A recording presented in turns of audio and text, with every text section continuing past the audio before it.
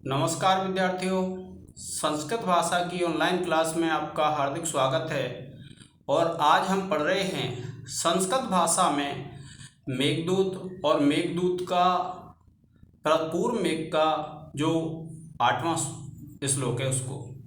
तो देखिए, कवि कालिदास ने यक्ष के माध्यम से मेघ से क्या कहा है कि त्वाम आरूढ़ पदवीम उद्ग्रहीत अलकांता प्रेक्षस्यन्ते पथिक वनिता प्रत्ययाद आश्वसत्य।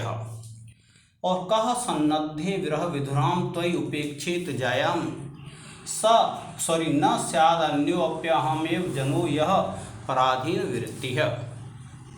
क्या कहते हैं देखिए कि त्वाम, यक्ष कहता है मेघ से कि आपको प्रेक्षिष्यन्ते, देखेंगे। क्या बताया? आपको देखेंगे। कौन? पथिक वनिता। क्योंकि कर्ता कौन है इसमें? पथिकों की वनिताएं, पथिकों की स्त्रियां। तो पथिक वनिता त्वाम प्रेक्षिष्यन्ते, पथिकों की जो स्त्रियां हैं वह आपको देखेंगी। अब कैसे? देखिए, ये तो पवन पदवीम आरूढ़, पवन पदवी को चढ़े हुए, यानी पवन के ऊपर चढ़े हुए अर्थात आकाश मार्ग में उड़ते हुए। ये तो किसका विशेषण हो गया?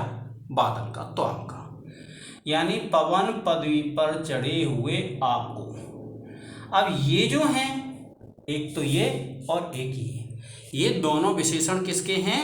पथिक वनिता के। तो उद्ग्रहीत अलकांता, जिन्होंने अपने अलकों को यानी अपने बालों को ऊपर किया गया होगा ऐसी, और प्रत्ययाद विश्वास से, आश्वसत्य यानी धैर्य धारण करती हुई, पथिक वनिता त्वाम पृच्छसन्ते, कि राहगीरों की जो स्त्रियां हैं वह आपको देखेंगी। कह सन्नद्धे त्वयि, यानी कह माने कौन होगा, सन्नद्धे पास आ जाने पर, त्वयि माने आपके, उपेक्षित जायाम विरह विधुराम जायाम, विरह से जो युक्त होगी ऐसी पत्नी को उपेक्षित, उपेक्षा करेगा।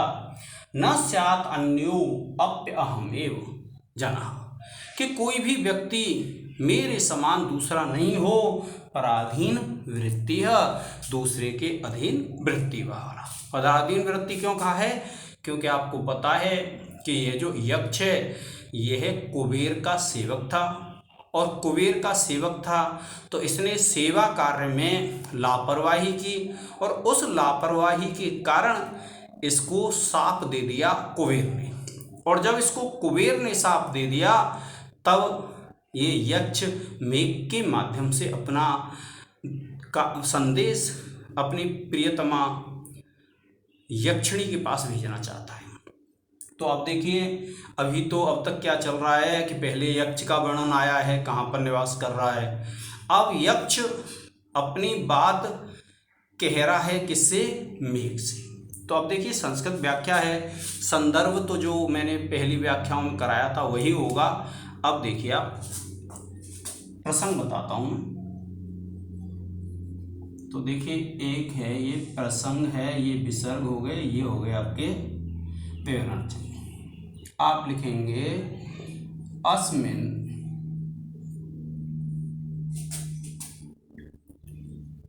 पद्ये, इस पद्य में यक्ष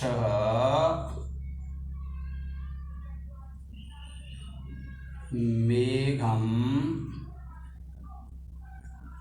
प्रति कथयति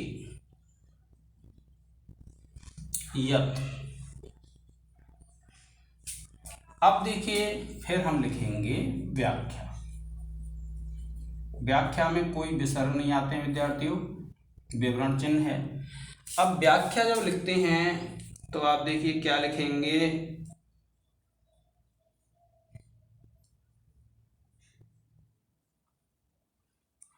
आप लिखेंगे, देखिए आप लिखेंगे यक्ष कथयति, हे मेघ,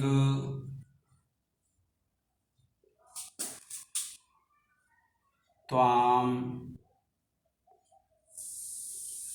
आकाश,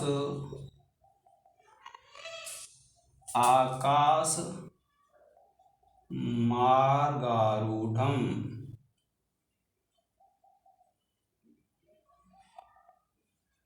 पथिक वनिताः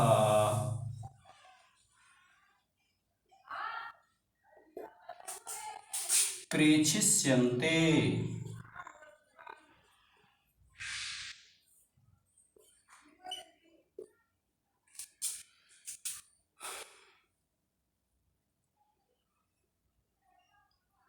आप लिखेंगे पथिक वनिताः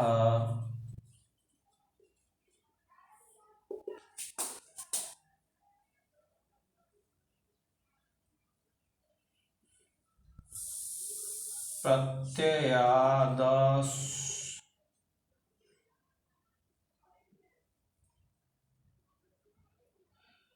प्रत्ययादास्वस्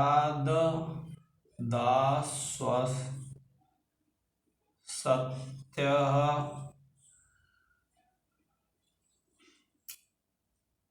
उद गृहीतालकान्ताः।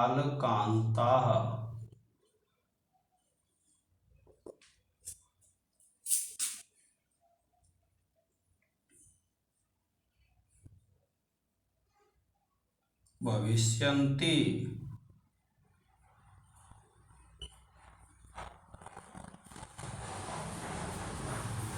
फिर देखिए यक्ष कहता है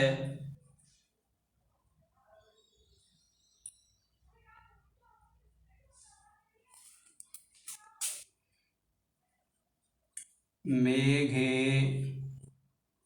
सन्नद्धे विरह विधुराम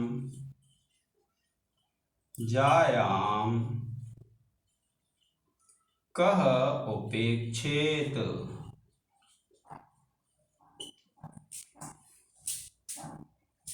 यानी बादल के समीप आ जाने पर विरह से युक्त पत्नी की कौन उपेक्षा करेगा। और फिर देखिए न स्यात् अन्यो अहमेव, तो देखिए यक्षः कथयति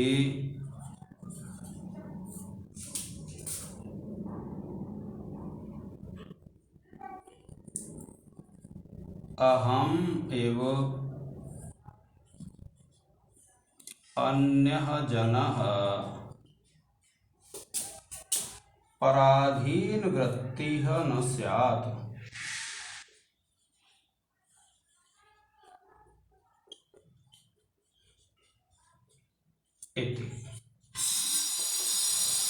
देखिए इसका अर्थ क्या है कि इस यक्ष कहता है कि हे मेघ, तुमको आकाश मार्ग में चढ़े हुए राहगीरों की जो स्त्रियां हैं देखेंगी, और राहगीरों की जो स्त्रियां हैं विश्वास से धैर्य धारण करती हुई और बालों को ऊपर किए हुए होंगी।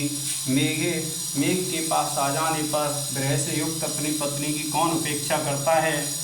और यक्ष कहता है कि मेरे समान कोई भी व्यक्ति पराधीन वृत्ति वाला नहीं। यह है विद्यार्थी। तो आप इसका एक स्क्रीनशॉट ले लें।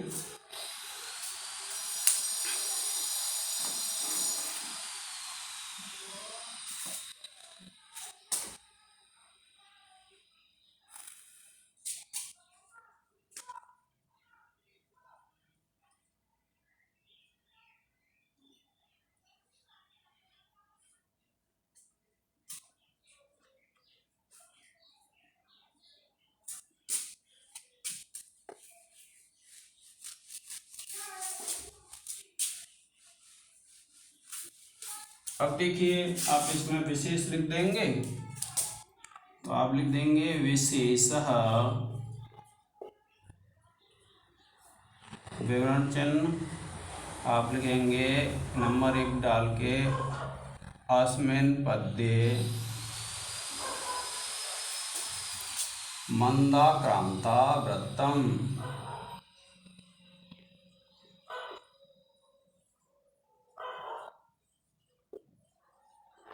अस्ति।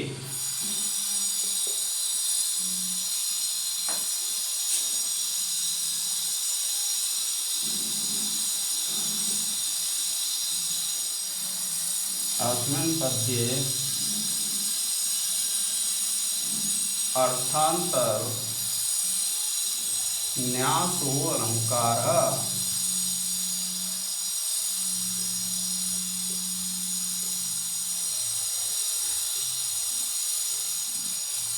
देखिए यह आपका विशेष हो जाएगा। और जो व्याकरण टिप्पणी है हमने जो हिंदी व्याख्या में पढ़ी थी विद्यार्थियों, वही व्याकरण टिप्पणी हमको करनी है। तो आज के इस लेक्चर में इतना ही। जय हिंद, जय भारत। आप इसका एक स्क्रीनशॉट ले लें।